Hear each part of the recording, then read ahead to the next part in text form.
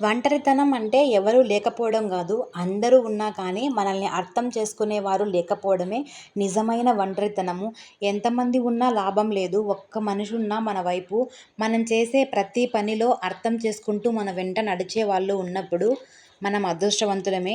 మన కోసం ఏడ్చేవాళ్ళుంటే ఇంకా అదృష్టం. మనల్ని చూసి ఏడ్చేవాళ్ళుంటే అది ఇంకా ఇంకా అదృష్టం. ఎందుకనంటే మనల్ని చూసి ఏడుస్తున్నారంటే మనం గొప్పగా సాధించాం, గొప్పగా బ్రతుకుతున్నాం అనే గదా అర్థము.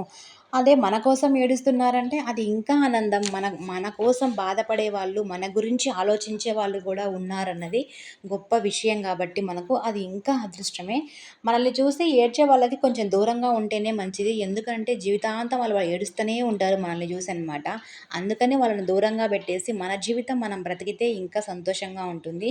మీకేదైనా మిస్టేక్‌గా అనిపించి ఉంటే ఖచ్చితంగా కామెంట్ బాక్స్‌లో రాయండి. అలాగే లైక్ చేయండి, షేర్ చేయండి, సబ్స్క్రైబ్ చేసుకోండి మర్చిపోకండి.